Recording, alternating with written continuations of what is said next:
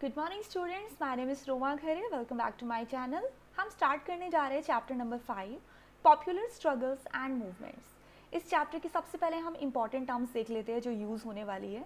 इसमें से one point के क्वेश्चन अक्सर आते हैं। For example, Maoists, ultimatum, what do you understand by ultimatum, mobilisation क्या चीज़ होती है। तो स्टार्ट करते हैं। सो फर्स्ट इज माओइस्ट्स कौन है। ओके, माओइस्ट्स एक्चुअली माओ के फॉलोअर है। माओ कौन है? माओ है एक चाइनीज़ लीडर। कौन से लीडर, क्या चीज़ है? रेवोल्यूशन के लीडर है। चाइना की किसी क्रांति के एक लीडर है जिनका नाम है Mao. Those communist who believe in the ideology of Mao, और उनकी आइडियोलॉजी पे जो यकीन रखते हैं उन्हीं को हम माओइस्ट कहते हैं, माओवादी कहते हैं। They seek to overthrow the government. अब इनकी आइडियोलॉजी है क्या, ये क्या सोचते हैं? इनका मानना है कि अगर गवर्नमेंट हमारी बात नहीं सुन रही है तो फिर हम गवर्नमेंट को ओवरथ्रो कर देंगे, हटा देंगे, कोई कॉम्प्रोमाइज़ ही नहीं है। थ्रू एन आर्म्ड रेवोल्यूशन, मतलब हम एक ऐसा रेवोल्यूशन करेंगे जो हथियारबंद होगा, जिसमें हथियारों का प्रयोग होगा। So as to establish the rule, क्यों करेंगे? सो दैट वो इस्टेब्लिश कर सके पीजेंट्स एंड वर्कर्स का एक रूल। पीजेंट्स यानी कि किसानों का, और जो मजदूर है उनसे रिलेटेड जो आप कहते हैं ना सत्ता, उनके उनके भले के लिए काम करने वाली सत्ता की स्थापना की जा सके। तो ऐसी सोच वाले जो माओइस्ट्स हैं वो माओ के फॉलोअर्स हैं। इतना क्लियर है। सेकंड आता है अल्टीमेटम क्या चीज़ होती है। अल्टीमेटम तो अक्सर सुना होगा टीचर के मुंह से या स्टूडेंट के मुंह से सुना होगा। आज टीचर ने मुझे अल्टीमेटम दिया है कि आज अगर होमवर्क पूरा नहीं हुआ ना तो पक्का मुझे कल पनिशमेंट मिलेगी। यही होता है। अल्टीमेटम एक तरह की फाइनल डिमांड होती है, एक फाइनल थ्रेट होती है कि अगर आप काम नहीं करके दोगे तो I am gonna punish you. यहाँ पढ़ते हैं, ultimatum a final demand with a threat of hostile action if this is rejected. तो हम कहते हैं अल्टीमेटम एक फाइनल डिमांड है अ थ्रेट के साथ, with a threat of hostile action if this is rejected. अगर ये रिजेक्ट हो गई तो फिर जो उसके परिणाम होंगे वो भयंकर होंगे। क्लियर। थर्ड टर्म पर आते हैं, मोबिलाइजेशन क्या चीज़ होती है। मोबिलाइजेशन का मतलब होता है मूवमेंट, बढ़ना, आगे बढ़ना। Act of marshalling and organising and making ready for use or action. Mobilisation का मतलब है कि बहुत सारे लोग मिलके, या मास मोबिलाइजेशन भी हो सकता है, जब बहुत सारे लोग मिलके किसी एक्शन की तैयारी कर लेते हैं। Act of marshalling and organising and making ready for use or action. जब हम सब लोग रेडी हो जाते हैं कि सब मिलकर ये वाला काम करने वाले हैं, सब के सब मिलकर आज परेड निकालेंगे, कैंडल लाइट परेड निकालेंगे। ये जो मूवमेंट हो रहा है ना इतने सारे लोगों का एक साथ, इसी को हम कहते हैं मोबिलाइजेशन। नेक्स्ट आता है प्रेशर ग्रुप क्या चीज़ होती है, and last one is movement क्या चीज़ होती है। प्रेशर ग्रुप का मतलब है a group of people having common interest with exert pressure on the government for fulfillment of their interest. Okay, pressure group actual में एक ऐसे लोगों का आप कह सकते हो जैसे जो एक तरह का प्रेशर फील करे, ऐसा ग्रुप है लोगों का जो एक ही कॉमन एम के लिए, एक कॉमन टारगेट के लिए मिलकर काम कर रहे हैं, उनका इंटरेस्ट सेम है। A group of people having common interest मतलब बहुत सारे लोग हैं जिनका एक ही एम है। कॉमन इंटरेस्ट का मतलब हुआ सेम टारगेट के लिए वो लोग काम कर रहे हैं। Which exert pressure on the government, और ये ग्रुप करता क्या है कि गवर्नमेंट के ऊपर प्रेशर डाल रहा है। क्यों कर रहा है? For fulfilment of their interest, so that जो गवर्नमेंट है ना वो उनके इंटरेस्ट को फुलफिल कर दे, जो इनकी डिमांड है उसको पूरा करे। तो ऐसे ग्रुप्स को हम कहते हैं प्रेशर ग्रुप। मूवमेंट क्या चीज़ होती है? मूवमेंट यानी आंदोलन। A loose organisation which depends on spontaneous mass population या मास पार्टिसिपेशन। मूवमेंट का मतलब हम कह सकते हैं कोई भी लूज ऑर्गेनाइजेशन हो सकता है, ज़रूरी नहीं है कि लोग ऑर्गेनाइज होकर ही आंदोलन करें। विच depends on spontaneous mass participation, जो डिपेंड करता है कि कितने लोग इसके अंदर पार्टिसिपेट कर रहे हैं या पार्टिसिपेट नहीं भी कर पा रहे। एक स्पॉन्टेनियस है, यानी कुछ लोग ज़्यादा भी हो सकते हैं, कम लोग भी हो सकते हैं, मिलकर अगर किसी कॉमन इंटरेस्ट के लिए वो लोग आगे बढ़ रहे हैं, डिमांड कर रहे हैं, दैट इज़ मूवमेंट। जो टर्म्स हमने एक्सप्लेन की उसके जस्ट बाद हम स्टार्ट करते हैं अपना चैप्टर। अब चैप्टर क्या कहता है, आपको बताता है दो स्टोरीज़ के बारे में, एक नेपाल की स्टोरी है, एक बॉलीविया की स्टोरी है। हम दो अलग अलग स्टोरीज़ के थ्रू समझने की कोशिश करते हैं कि इन दोनों कंट्रीज़ के अंदर जो स्ट्रगल्स हुए वो किस टाइप के स्ट्रगल्स थे और उससे हम लोगों ने क्या सीखा एज अ वर्ल्ड। अगर हम लोग उन कंट्रीज़ के बारे में सोचें एज अ डेमोक्रेसी तो हम उससे क्या चीज़ गेन करते हैं। ठीक है, इसके बारे में हम दोनों कंट्रीज़ के बारे में पढ़ते हैं। तो फर्स्ट हम स्टार्ट करते हैं नेपाल के बारे में। हाँ, तो नेपाल के बारे में है movement for democracy in Nepal. Nepal का स्ट्रगल कुछ इस टाइप का है। वहाँ पहली चीज़ तो डेमोक्रेसी थी ही नहीं, वहाँ डेमोक्रेसी के लिए ही लोगों ने बहुत स्ट्रगल किया है। Nepal want democracy in 1990। तो देख रहे हैं आप, 1990 में जाकर उनको डेमोक्रेसी मिली है। हम लोगों ने कब इस्टेब्लिश किया था? 1950 में, जैसे ही हमारा रिपब्लिक डे आया, हमने अपना डेमोक्रेसी को इस्टेब्लिश किया 1950 में। तो नेपाल वॉन्ट डेमोक्रेसी 1990, इतने सालों के बाद। King Virendra, who has accepted constitutional monarchy, was killed in a mysterious massacre of the royal family in 2001।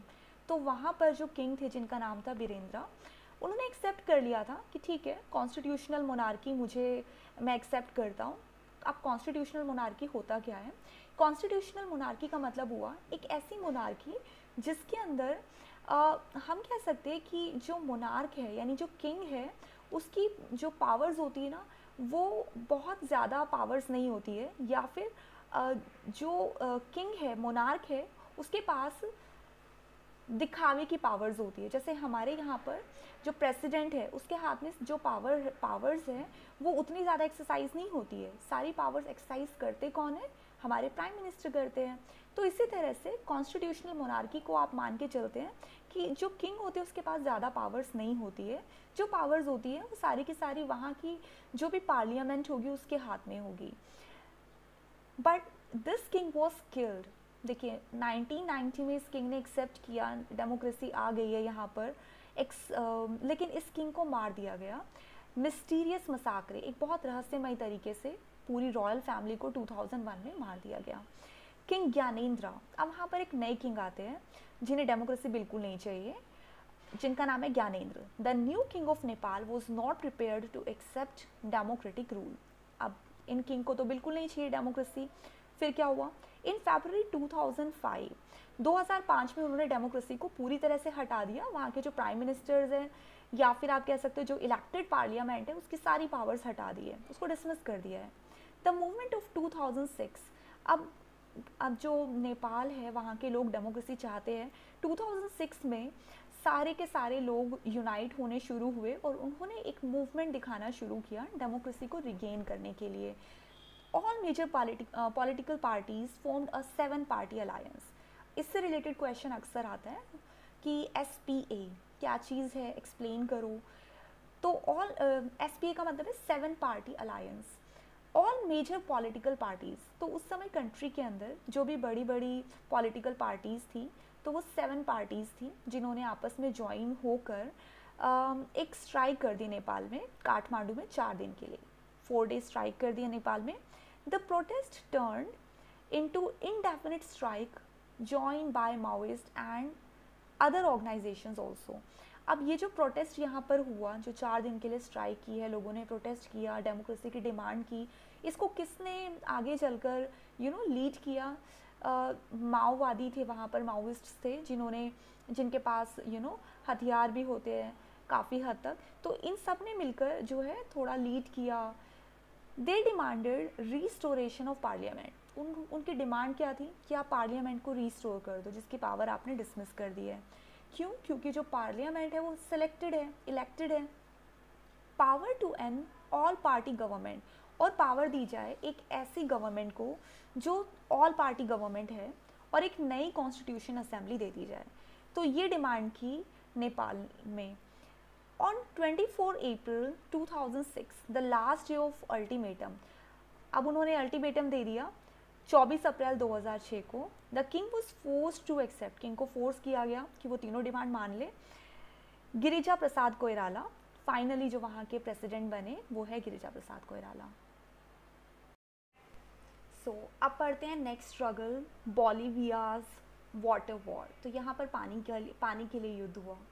तो नेपाल का जो स्ट्रगल हमने पढ़ा, इसे हम कहते हैं कि नेपाल का ये सेकंड स्ट्रगल था, सेकंड मूवमेंट था डेमोक्रेसी के लिए, क्योंकि यहाँ पर डेमोक्रेसी इस्टेब्लिश हो गई थी 1990 में, लेकिन उसके बाद भी डेमोक्रेसी को बहुत ब्रूटल वे में वहाँ से हटा दिया गया। तो फिर बाद में फिर से वहाँ पर रिस्टोरेशन हुआ है डेमोक्रेसी का, तो इसलिए हम इसे कहते हैं नेपाल से सेकेंड मूवमेंट फॉर डेमोक्रेसी। अब पढ़ते हैं हम बोलिविया के अंदर जो वाटर वॉर हुई है, water war sorry. Bolivia is a poor country in Latin America की एक पुअर कंट्री है। A World Bank forced the government to give up its control of municipal water supply and sold these rights for the city of Cochabamba to a multinational company। अब देखिए, एक poor country है, poor country का मतलब है कि वहाँ पर है ना बहुत सारा इंफ्रास्ट्रक्चर गवर्नमेंट को खुद बिल्डअप करना पड़ेगा। गवर्नमेंट को बहुत सारी चीज़ों के लिए, बहुत सारी फैसिलिटीज़ के लिए सब्सिडीज़ देनी पड़ेगी लोगों को, क्योंकि वहाँ पर हर तरह की फैसिलिटीज़ तो अवेलेबल है नहीं एक डेवलप्ड कंट्री की तरह। तो ऐसे में अगर गवर्नमेंट आगे बढ़कर पानी यानी कि वाटर जैसी इम्पॉर्टेंट चीज़ जो है जिसे वो चाहे तो लोगों के अंदर लोगों को थोड़ा सा कम रेट्स पर सप्लाई करवा सकती थी, लेकिन वहाँ पर ऐसा नहीं हुआ। The world bank forced the government, world bank ने फोर्स किया गवर्नमेंट को to give up its control, कि वो अपना कंट्रोल गिव अप कर दे। किस पर कंट्रोल गिव अप कर दे, किसका कंट्रोल छोड़ दे? म्यूनिसिपल वाटर सप्लाई, जो म्यूनिसिपैलिटी से जो वाटर सप्लाई आती है उसको गिव अप कर दे, उसका कंट्रोल छोड़ दे। एंड सोल्ड दीज राइट्स, और अपने जो राइट्स है वो बेच दे फॉर द सिटी ऑफ कोचाबाम्बा, इस सिटी के लिए, कोचाबाम्बा की सिटी के लिए अपने सारे राइट्स बेच दे टू अ मल्टीनेशनल कंपनी, एक एमएनसी को बेच दे। अच्छा, ये सब क्यों किया जा रहा था, ऐसा क्यों हुआ? क्योंकि देखिए, एक कंट्री ऐसी है बोलिविया जिसके अंदर पहले से डेमोक्रेसी है, यानी कि गवर्नमेंट को ना अब यहाँ पर अपनी कंट्री के बेटरमेंट के लिए काम करना है। लेकिन वर्ल्ड बैंक ने फोर्स किया ड्यू टू सम रीजंस कि वो अपनी कंट्री का जो वाटर सप्लाई मैनेजमेंट है ना वो एक एमएनसी के हाथों में दे दे। लेकिन एमएनसी के हाथों में अगर वाटर सप्लाई का काम चला जाएगा तो एमएनसी क्या सब्सिडी देगी? एक मल्टीनेशनल कंपनी है, एक ऐसी कंपनी है जिसका मेन काम है प्रॉफिट कमाना, तो वो तो पानी की सप्लाई से सिर्फ और सिर्फ प्रॉफिट कमाना जानती है। तो अगर वो सिर्फ प्रॉफिट ही कमाएगी और कंट्री के वेलफेयर के बारे में या सिटी के वेलफेयर के बारे में नहीं सोचेगी, तो फिर क्या होगा, वहाँ पर लोगों की क्या हालत होगी। After controlling water supply the company increase the price by 4 times. जैसे इनका प्राइस पर कंट्रोल हुआ, कंपनी ने प्राइस बढ़ा दिया 4 गुना, पानी का जो प्राइस है 4 गुना बढ़ा दिया। लेट्स से किसी का वाटर बिल अगर 1000 का आता था तो वो 4000 का बिल आ रहा है, इस तरह से। This led to a spontaneous popular protest, लोगों ने प्रोटेस्ट करना स्टार्ट कर दिया। In January 2000 a new alliance of labour, human rights and community leaders called Fedecor organised a successful 4-day general strike in the city. जनवरी 2000 में एक new alliance लोगों ने मिलकर एक दूसरे को ऑर्गेनाइज़ किया, आपस में ऑर्गेनाइज हुए, labour, human rights and community leaders. तो इन सब के लीडर्स जो थे उन्होंने एक फेडेकोर ऑर्गेनाइजेशन आपस में मिलकर ऑर्गेनाइज हुए। 4-day जनरल स्ट्राइक, 4 दिन के लिए उन्होंने स्ट्राइक रखी, स्ट्राइक की डिमांड की। The government agreed to negotiate and the strike ended but nothing change. Government ने कहा ठीक है वो नेगोशिएट करने की कोशिश करेगी, इसलिए जो स्ट्राइक है वो ठंडी पड़ गई, लेकिन कुछ भी नहीं बदला। The protest started again in February, नहीं बदला तो लोग तो नहीं मानेंगे, लोगों ने फिर से अपना प्रोटेस्ट शुरू कर दिया फरवरी में। And police use brutal methods to control it. अब पुलिस ने उस प्रोटेस्ट को कंट्रोल करने के लिए बहुत ही ब्रूटल वे में यानी आप कह सकते हैं कि बहुत ही बर्बरता से लोगों के ऊपर कंट्रोल करने की कोशिश की। अनदर स्ट्राइक फॉलोड इन अप्रैल, लेकिन फिर भी लोग नहीं माने, अप्रैल में फिर से स्ट्राइक की। The government imposed martial law, यहाँ तक कि गवर्नमेंट को एक मार्शल लॉ भी लगाना पड़ा। But the power of the people forced the officials of the MNC to flee the city and made government accept all their demands. लेकिन finally जो है यहाँ पर लोगों की पावर ने एमएनसी को फोर्स किया कि वो लोगों की डिमांड को समझे और एक्सेप्ट करे। और इसके साथ ही जो कॉन्ट्रैक्ट था उसको कैंसिल कर दिया गया and water supply was restored to the municipality at old rates, और पुराने रेट्स पर म्यूनसिपैलिटी को रेट सौंप दिया गया. This came to be known as Bolivia's water war. तो ये बोलिविया कंट्री के अंदर, अपनी खुद की कंट्री के अंदर किसी बाहर की कंट्री से वॉर नहीं था, अपनी ही कंट्री के बेटरमेंट के लिए लोगों ने प्रोटेस्ट किए. इसे कहा जाता है बोलिवियाज वाटर वॉर. तो ये क्वेश्चन भी अक्सर आता है कि बोलिवियाज वाटर वॉर क्या था. उससे वो और नेपाल का जो हमने वॉर पढ़ा है नेपाल के बारे में, उन दोनों के बीच में क्या डिफरेंस है. तो अब हम जानते हैं कि नेपाल के अंदर जो स्ट्रगल मूवमेंट हुए वो थे नेपाल के अंदर डेमोक्रेसी लाने के लिए. वहाँ तो डेमोक्रेसी थी ही नहीं. 1990 से लेकर लोगों ने कितने सालों तक स्ट्रगल किया. इन दी एंड गिरिजा प्रसाद कोइराला वहाँ के प्रेसिडेंट बने और लोगों को डेमोक्रेसी मिली. लेकिन बोलिविया के अंदर, लैटिन अमेरिका की जो ये कंट्री है, इसमें डेमोक्रेसी होने के बावजूद भी उस अपनी कंट्री के बेटरमेंट के लिए लोगों ने स्ट्रगल्स लड़े हैं. इसलिए ये दोनों जो क्वेश्चन है इंपॉर्टेंट है, इनका डिफ्रेंशिएशन भी आता है. नेक्स्ट है मोबिलाइजेशन एंड ऑर्गेनाइजेशंस. ये क्या चीज़ होती है, मोबिलाइजेशन क्या है एंड ऑर्गेनाइजेशंस क्या है. नेक्स्ट हम स्टार्ट करने जा रहे हैं difference between political parties and pressure groups. जो पॉलिटिकल पार्टीज़ होती है या प्रेशर ग्रुप्स होते हैं, ये दोनों अलग अलग क्यों हैं. देखिए, हमें ये पता है जो प्रेशर ग्रुप्स होते हैं वो होते हैं बहुत सारे लोग मिलकर जब एक मास मूवमेंट कर लेते हैं. उनका एक ही इंटरेस्ट होता है, एक ही काम के लिए वो लोग अपनी डिमांड पूरी करवाते हैं. They are pressure group. Political parties politics से इन्वॉल्व होती है, थोड़ा बहुत तो हम अंडरस्टैंड करते हैं. इसके सारे पॉइंट्स हमें लिखने हैं और ये अक्सर आपका लेंथी क्वेश्चंस में आता है. इन दोनों के बीच के डिफरेंसेस हमें क्लियर करने हैं. Pressure groups do not enjoy power directly whereas the political parties do. तो फर्स्ट थिंग है, दोनों की जो पावर होती है ना वो अलग अलग होती है. जो प्रेशर ग्रुप्स होते हैं उनके हाथ में कोई डायरेक्ट पावर नहीं होती है, लेकिन पॉलिटिकल पार्टीज़ के हाथ में पावर होती है. ऑफ कोर्स क्योंकि वो एक कंट्री को एडमिनिस्ट्रेशन से बिलोंग करते हैं तो they have the power. Second thing आती है, pressure groups usually represent a particular section और व्यू ऑफ द सोसाइटी. जो प्रेशर ग्रुप है ना वो उनकी एक पर्टिकुलर डिमांड है, एक पर्टिकुलर थॉट प्रोसेस है, किसी एक विचारधारा के कारण वो लोग कंबाइन हो गए हैं. On the other hand political parties represent bigger social divisions. लेकिन अगर हम एक पॉलिटिकल पार्टीज़ की बात करें तो वो किसी एक सोसाइटी को बिलोंग नहीं करती है. वो अलग अलग सोसाइटी ग्रुप से उठकर आए हुए लीडर्स होते हैं. वो रिप्रेजेंट करते हैं अपनी अपनी सोसाइटीज़ को. जैसे मान लो हमारी स्टेट का एक रिप्रेजेंटेटिव है, एक दूसरी स्टेट का रिप्रेजेंटेटिव है, तो ये मिलकर क्या बनाएंगे, पॉलिटिकल पार्टीज़ बनाएंगे. लेकिन वही अगर हम प्रेशर ग्रुप की बात करें तो वो एक छोटे स्तर पर होती है जिसमें कुछ लोग मिलकर अपनी डिमांड को पूरा करने के लिए, या आप कह सकते हैं कि अपनी जो उनको इंटरेस्ट है, जो चीज़ उन्हें चाहिए, जिस तरह की डिमांड वो रखते हैं उसको पूरा करने के लिए गवर्नमेंट को प्रेशराइज कर रहे हैं. At a given point of time, a person can be a member of only one political party. अब यहाँ पर एक और चीज़ आती है, जो पॉलिटिकल पार्टीज़ है उसका कोई भी जो मेंबर होगा वो एक बार में एक ही पार्टी का मेंबर हो सकता है. जैसे मान लो कि एक पर्सन है जो बीजेपी को बिलोंग करता है तो वो दूसरा कांग्रेस को बिलोंग नहीं कर सकता है. एक पर्सन एक ही पार्टी को बिलोंग करेगा, राइट. लेकिन ये चीज़ प्रेशर ग्रुप्स में नहीं होती है. प्रेशर ग्रुप्स में या किसी भी तरह के मूवमेंट्स में एक पर्सन एक से ज़्यादा मूवमेंट से पार्टिसिपेट कर सकता है, एक से ज़्यादा प्रेशर ग्रुप्स के अंदर ज्वाइन हो सकता है. फॉर एग्जांपल, अगर मैं वुमेन एम्पावरमेंट से रिलेटेड किसी ऑर्गेनाइजेशन में काम कर रही हूँ या उससे रिलेटेड किसी भी तरह के प्रोटेस्ट के अंदर पार्टिसिपेट कर रही हूँ, तो उसके अलावा ज़रूरी नहीं है कि मैं किसी और टाइप का, मान लो मेरी सिटी के अंदर किसी और तरह की प्रॉब्लम है तो क्या मैं उसके प्रेशर ग्रुप के अंदर पार्टिसिपेट नहीं करूँगी. ऑफ कोर्स ये दोनों अलग अलग चीज़ें हैं प्रेशर ग्रुप, लेकिन मैं वहाँ भी पार्टिसिपेट कर सकती हूँ.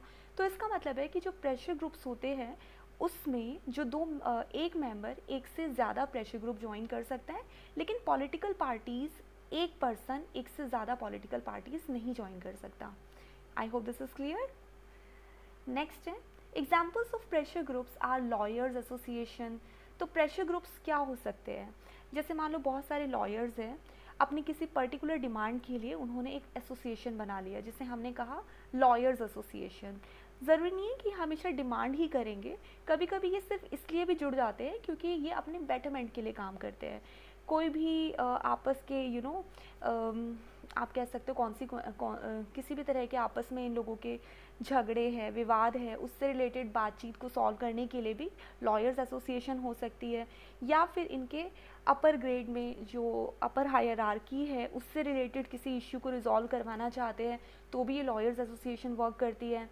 टीचर्स एसोसिएशन है यहाँ पर, हाँ टीचर्स भी मिलकर एक एसोसिएशन बना सकते हैं जिसमें टीचर्स अपने खुद के वेलफेयर के लिए या फिर अपने अलग अलग राइट्स के लिए काम करती है, या कभी किसी पर्टिकुलर टाइप की ट्रेनिंग के लिए ये लोग काम करते हैं।